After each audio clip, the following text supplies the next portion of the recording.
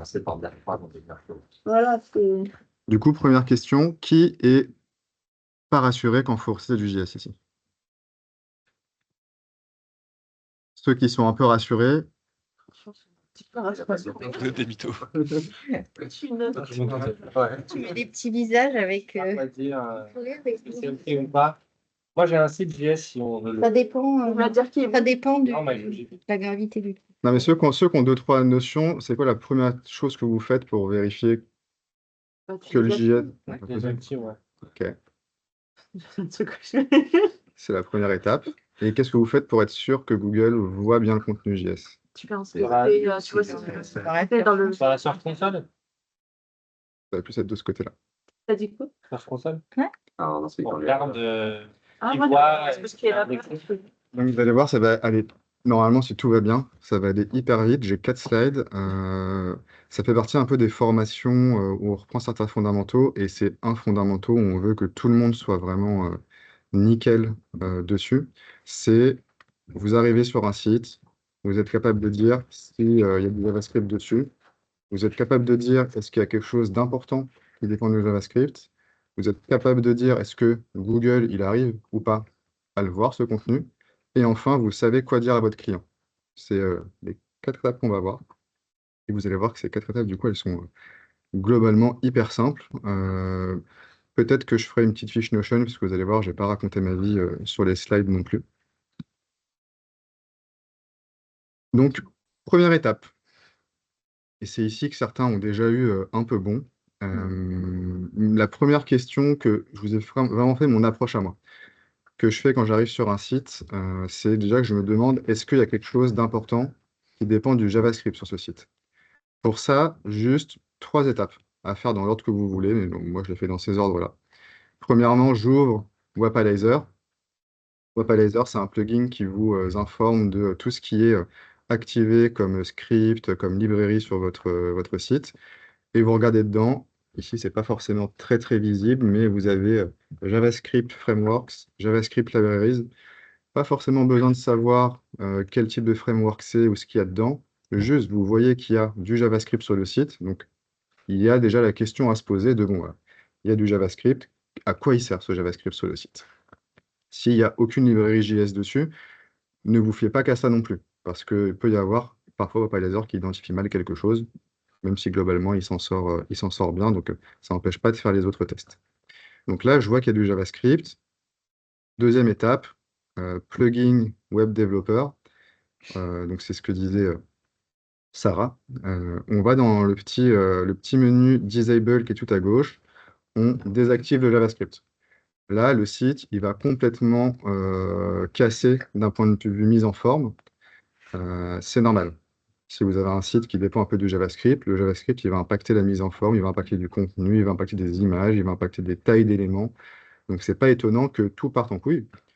Mais il ne faut pas se limiter à ça. Et ça, c'est juste l'erreur qui est souvent faite. Il faut obligatoirement aller dans le menu CSS et désactiver le CSS aussi. Parce que, vu qu'il y a peut-être une partie de la mise en forme qui dépend du JavaScript, ça se trouve, ce que vous allez voir, un écran blanc où il n'y a plus rien, c'est juste en fait un grand pixel blanc ou juste un affichage qui ne fonctionne plus sur le site, mais le contenu est derrière ça. Le contenu est toujours sur la page. Le fait de désactiver le CSS, vous allez supprimer en fait tous les styles de la page et vous allez garder un truc très basique, du HTML, des images. Et là, vous allez très vite voir en fait s'il manque du contenu ou pas. Donc il faut toujours faire ces 2 étapes, et je vous montrerai juste à quoi ça ressemble après. Et enfin, troisième chose, là vous avez fait ces 2 étapes, vous avez vu qu'en désactivant le JavaScript et les CSS, il y a du contenu ou pas d'ailleurs. Vous allez vouloir essayer de comprendre qu'est-ce qui arrive avec ou sans le JavaScript. Et pour ça, deuxième plugin, View Rendered Source. Vous lui mettez votre URL, vous activez le plugin, et vous allez avoir 3 onglets. Un onglet avec le HTML brut, un onglet avec le rendu JavaScript, un onglet avec la différence entre les deux, où il vous met en rouge ce qui a disparu avec le JavaScript et en vert ce qui est apparu avec le JavaScript. Il suffit dedans de faire une petite recherche texte d'un mot. Donc vous vous posez la question, est-ce qu'il vient ou pas avec le JavaScript? Si vous le trouvez dans l'onglet tout à gauche, c'est-à-dire qu'il vient avec le HTML. Si vous le trouvez que dans l'onglet du milieu et à droite, ça veut dire qu'il vient avec le JavaScript. Et c'est aussi bête que ça. Là, vous pouvez facilement identifier au moins si quelque chose dépend ou pas du JavaScript. Du coup, ton plugin fait un peu la même chose que la commande cache de points. Commande cache de points, c'est un peu différent. Commande cache de points, tu avais une vue texte, mais c'était une vue texte rendue, donc c'est un peu Ok. différent. Pour vous montrer juste ces différentes étapes, alors, attendez, il faut que je vire ça, que vous ne voyez pas là, qui est un peu chiant.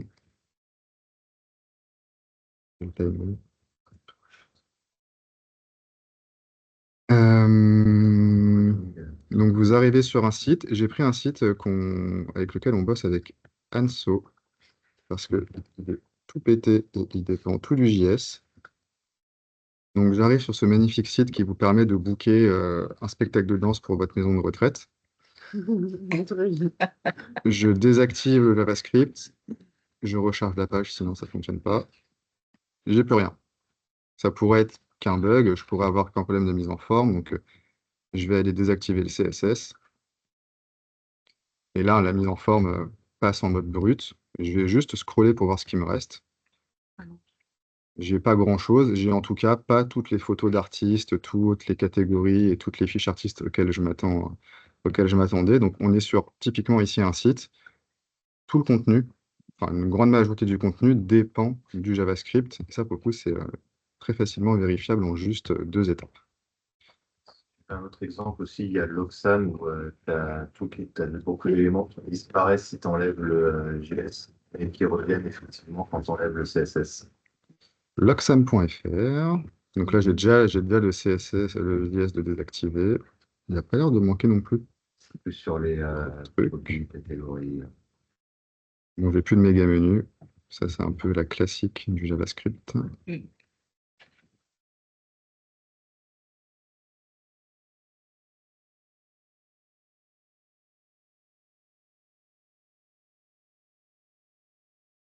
Ah, il faut le vouloir hein, pour naviguer dedans. Ah ouais, c'est. Bon, il y a une étape qui est un peu propre à ce site où ils ont besoin de savoir si vous êtes un pro ou pas. Mais on voit des jolis sauts de chargement à chaque fois, c'est bien embêtant. Donc j'ai une fiche produit avec des images, avec un peu de texte, avec des images, avec de la documentation. Ok.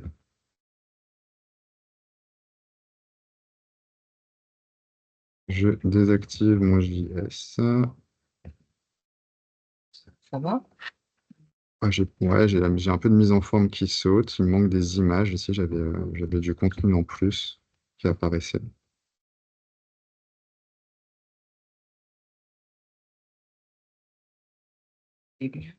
Là, typiquement, c'est un bon exemple d'Oxam parce qu'on vient de désactiver le JS et le CSS. Et déjà, avec ces 2 étapes, on est rassuré que mon menu, il est là quand j'ai pas de JavaScript. Mon image produit, elle est là quand j'ai pas de JavaScript. Mon titre aussi, sa description. Sa description a l'air d'être là. Et donc là, en 2 secondes, même si c'est un site sur lequel il y a du JavaScript, vous êtes au moins rassuré que votre contenu principal, lui, n'en dépend pas. Après, là, je rentre pas dans le détail, mais est-ce qu'il manque du cross-linking ou d'autres choses? Ça, il faudrait vérifier en fait chaque élément important de votre page pour en être sûr. Donc ça, c'est une première étape qui se fait très rapidement, mais elle n'est pas suffisante. Ma deuxième question qui était comment vous vous assurez que Google a rendu le JavaScript? Là, ce qu'on a fait, ça suffit pas. Vous avez vu ce qui apparaît avec ou sans JavaScript.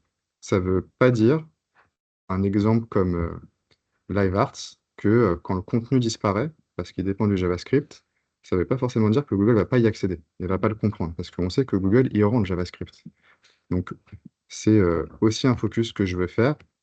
La deuxième question qu'on se pose, c'est Google y voit quoi? Parce qu'au final, c'est la question la plus importante que vous devez vous poser. C'est bien de savoir qu'un site dépend du JavaScript. C'est bien d'identifier ce qui dépend ou pas du JavaScript dans un site. Vous allez voir, parfois, ça va juste être les photos qui sautent. Parfois, ça va juste être un bloc de cross-linking. Mais vous savez ce qui saute ou pas. La question fondamentale, c'est mais Google, lui, qu'est-ce qu'il voit de tout ça? Parce qu'on sait que Google, il rend le JavaScript et il va accéder au contenu rendu de ma page. Donc j'ai repris le même exemple où vous avez LiveArts en haut, où sans JavaScript, bah, on n'a rien. Avec JavaScript, on a accès au titre de la catégorie, le fil d'Ariane et les fiches des professionnels. Et moi, je vais me poser la question, est-ce que Google, il arrive à l'exécuter, le JavaScript de ce site, et est-ce qu'il arrive à accéder à cette version complète? Pour ça, le test le plus simple à faire, c'est un site de points. Ici, alors on ne le voit pas parce que c'est tout petit, le premier mec, c'est un magicien, il s'appelle Steve Mind, très bien nom de magicien. Je vais simplement faire une recherche site de points sur ma catégorie magie avec le nom du mec pour voir si son nom il apparaît dans les résultats de Google. Parce que s'il apparaît dans les résultats de Google, ça veut dire que bah, Google il a rendu la page et que sur cette page, il a vu le nom Steve Mind. Donc je sais que le contenu, il y accède. Donc je l'ai préparé parce que je suis BG, site de points, j'ai mon URL. J'ai mis Steve Mind parce que c'est le morceau de texte que je veux trouver. Et Google, on le sait, il réécrit les métadescriptions parce qu'il veut en fait coller à la requête qu'a fait l'utilisateur. Donc là, il va se démener pour me ressortir une description avec le terme que je lui ai demandé de rechercher. Et dans la métadescription, on voit Steve Mind, un magicien, close-up, mentaliste. Un contenu qui est en fait la description du mec sur sa fiche. Donc, je suis sûr sur LiveArts, avec juste ce petit test, que Google, il arrive à interpréter le JavaScript, il arrive à rendre la page, il va voir les descriptions et les fiches des professionnels, et il va pouvoir les crawler. Parce que là, j'ai pas regardé, mais il voit les URL aussi, du coup. Ça, c'est parfait si vous avez pas accès à la Search Console d'un site ou que vous voulez le faire rapidement en 2 secondes et que vous avez un site qui est bien indexé. Typiquement, LiveArts, j'ai un peu galéré parce qu'il y a plein d'URL qui ne sont pas indexés. Donc, si une URL n'est pas indexée, le site de points, il ne fonctionne pas. Mais si vous avez la Search Console parce que c'est votre client, la deuxième chose que vous pouvez tester ici, c'est bah, simplement d'utiliser la Search Console. La Search Console, vous pouvez inspecter une URL et vous pouvez aller voir. Alors ici, on le voit sur la première image, un screenshot de la page qui a été rendue. Et là, en fait, sans même avoir besoin de regarder le code source, je sais qu'il arrive à accéder au contenu sur son screenshot. J'ai la gueule de Steve Mind. Mais vous pouvez aussi accéder au code source. Et ça, c'est le deuxième onglet qu'il y a ici. Et vous pouvez faire un peu comme sur View Rendered Source, faire une recherche dans le texte. Là, j'ai recherché Steve Mind. Il y a Steve Mind qui est remonté ici avec sa description. Et du coup, je sais, via la Search Console, que quand j'ai envoyé l'URL, Google il a rendu la page, il a accédé au contenu avec JS. Donc avec ces deux tests, je sais que Google il pourra indexer ma page complètement, la comprendre complètement, et en fait m'évaluer sans aucun problème. Est-ce que c'est clair jusqu'ici? Si c'est clair jusqu'ici, troisième étape qu'il faut maîtriser en fait pour être à l'aise. Parce que quand on parle de JavaScript, on parle de quelque chose qui va quand même alourdir et complexifier un peu le travail de Google. Il le rend, on vient de le voir. Maintenant, c'est quand même un peu plus compliqué de rendre un site en JavaScript que de rendre un site qui ne dépend pas du JavaScript parce que juste, c'est un peu plus gourmand en ressources. Donc, la question qu'on va simplement se poser, c'est est-ce que votre site, c'est un environnement complexe pour Google? Parce que ce que vous allez devoir arbitrer avant d'alerter votre client, c'est juste, est-ce qu'on est sur LiveArts et il y a 2000 pages, et franchement, 2000 pages, Google, il va passer dessus, il va les rendre, les contenus, ils ne bougent pas tous les 4 matins, ça va bien se passer. Ou est-ce que vous êtes un giga site complexe et de faire ce rendu sur des milliers et des millions de pages, sur des périmètres internationaux où il faut qu'il rende les HF-langues pour comprendre le périmètre, est-ce que ça va lui poser problème dans ce périmètre global? Si vous êtes sur un périmètre qui est simple, en fait, il y a de fortes chances que ce ne soit pas un problème, le JavaScript. Si vous êtes sur un périmètre qui est complexe, là, vous allez vouloir en fait lever des alertes côté client pour lui dire peut-être qu'on va avoir des problèmes. En facteurs complexifiants, j'en ai relevé 2 principaux, mais il peut y en avoir d'autres en vrai. Je vais en penser à un autre. L'international. Je vous ai mis un exemple des hreflang de Chanel, petite dédicace à Victor. Là, c'est pas un balibarisme pour ceux qui connaissent. En mode j'ai 300 hreflang parce que mon plugin il a fait n'importe quoi. Là c'est Chanel, j'ai juste 60 versions de mon site dans toutes les langues parce que je suis international. Si l'entièreté du code source dépendait du JavaScript, ce serait la porte ouverte à n'importe quoi. Parce qu'il irait accéder au hreflang parfois, pas d'autres fois. Et ce serait potentiellement un bazar énorme. On a eu le cas sur EvaGG avec Alexis. Si vous avez parfois des redirections qui dépendent du JavaScript par IP, hein, des choses un peu dynamiques, Google il peut être perdu. Donc, gardez en tête que l'international, ça mérite une attention particulière. À la limite, on en reviendra dans d'autres formations pour approfondir ça. Vous avez forcément la taille de votre site. Là, je vous ai pris l'exemple de Doctolib. On bosse un peu avec Doctolib. Doctolib, c'est 10 millions de pages indexées. 10 millions de pages indexées, ils n'avaient aucun système de pré-rendering, alors tout leur site était en JS. Au bout d'un moment, Google, en début d'année, s'est mis à faire n'importe quoi. Je ne sais pas pourquoi. Peut-être un problème de ressources côté Google, peut-être un changement dans sa façon de crawler les sites, mais il n'arrivait plus à capter le sens des pages, les relations entre les pages, parce qu'en fait, à mon avis, ils ne rendaient plus correctement l'entièreté du site. Ils sont passés via Speedworker de Botify pour rendre leur site, et ça va un peu mieux, parce que maintenant, on fait le travail de pré-rendering à la place de Google. Troisième facteur que j'aurais pu rajouter, c'est est-ce que votre contenu il change souvent?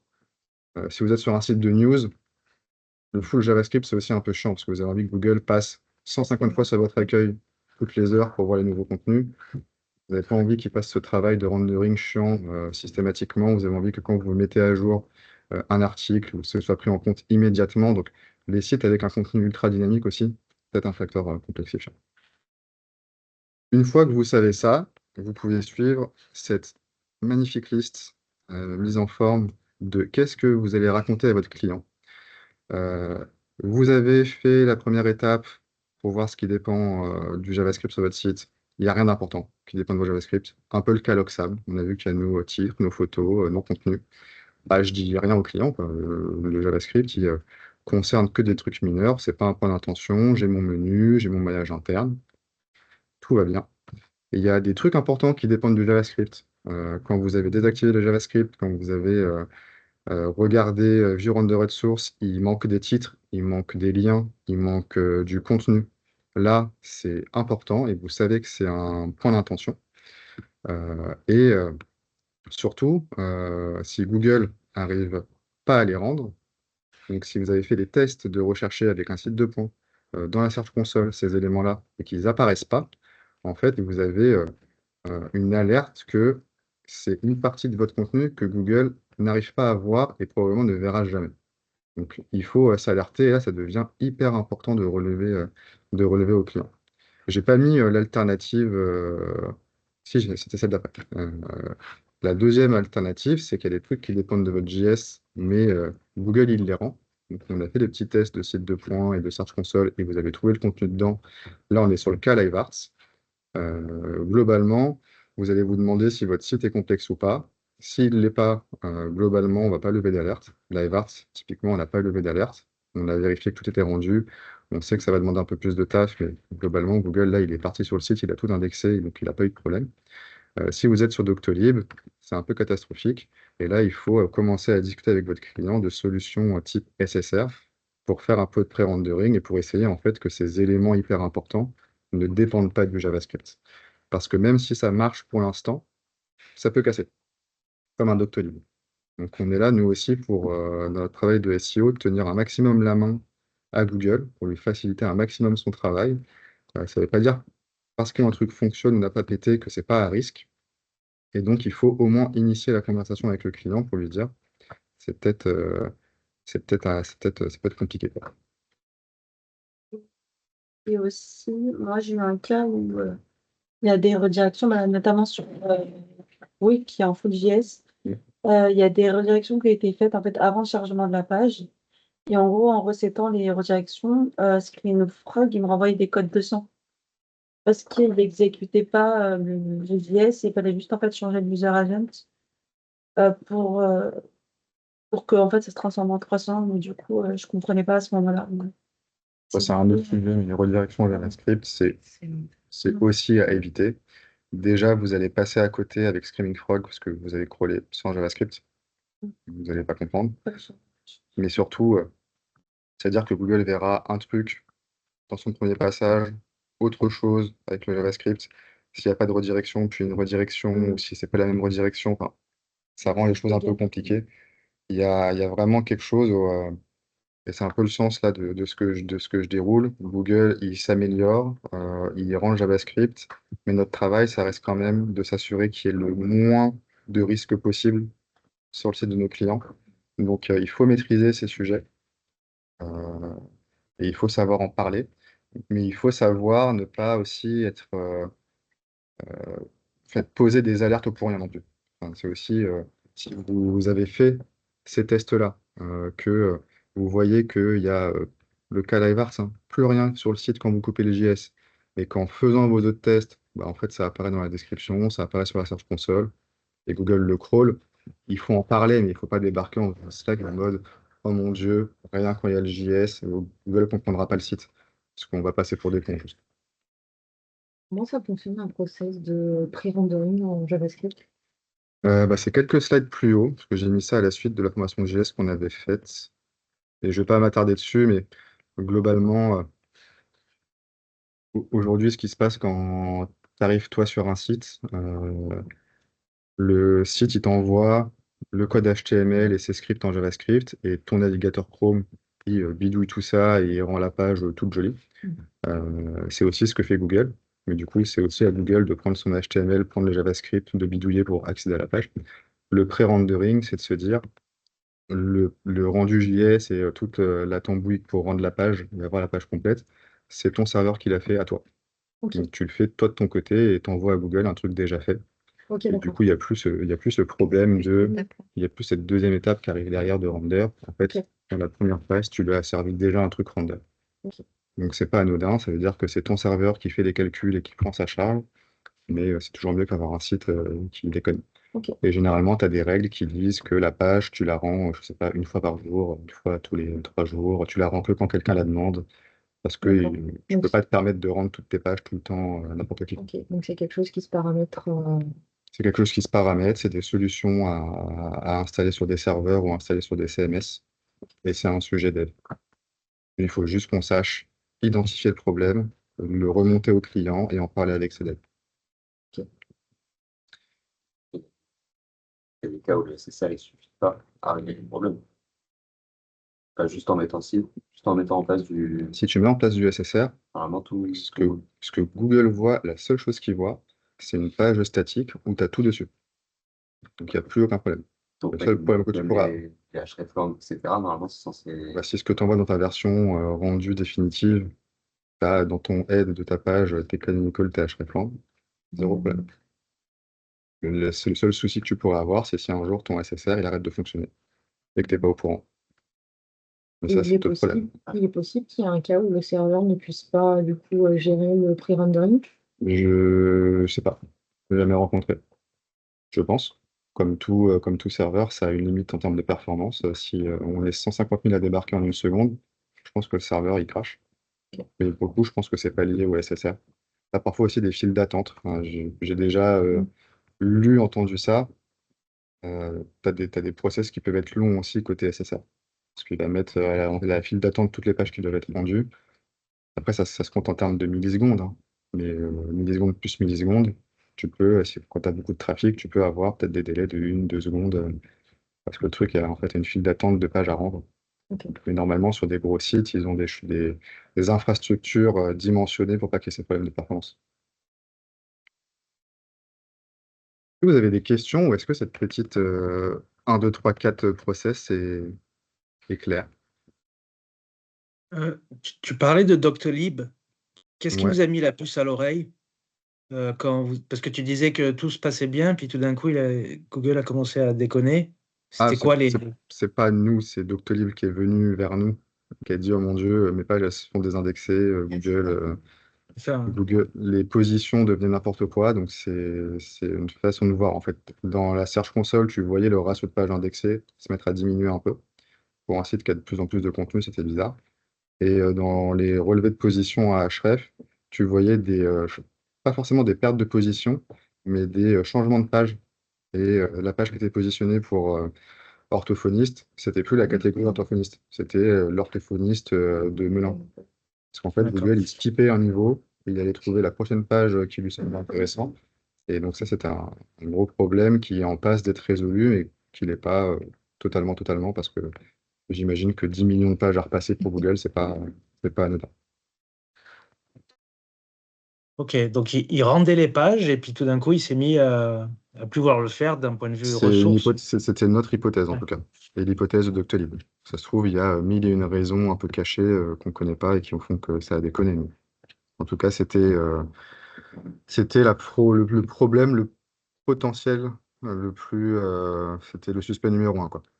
D'accord. Il y avait les faisceaux d'indices qui concordaient et tout ça. Ok. Ouais. Merci. Pas d'autres questions? Bah, dans ce cas-là, on a fini. Vous êtes maintenant tous confiants pour reciter du JavaScript et en parler à vos clients. C'est magnifique. Ah oui, par contre, il y a ils peuvent forcément mettre en place du SSR. C'est quoi? Les clients, si on leur dit, si on leur annonce le problème, etc. Alors, le SSR, il faut des C'est devs, lourd, ouais. des devs qui maîtrisent, Ouais. et ça coûte. Après, si tu as un petit site, ça te coûte pas cher, parce que tu le payes en termes de ressources. Mais si tu as un immense site, genre Doctolib, ça leur coûte hyper cher. Parce que c'est des millions de pages qu'il faut rendre. Ouais. Et vous avez eu des cas du coup où ils ne veulent pas. Donc, c'est pas possible, ouais. C'est pas possible. Ouais, mais tu as, Non, c'est pas, non. aussi enfin, c'est pas le but là, mais tu as aussi des solutions qui sont à mi-chemin.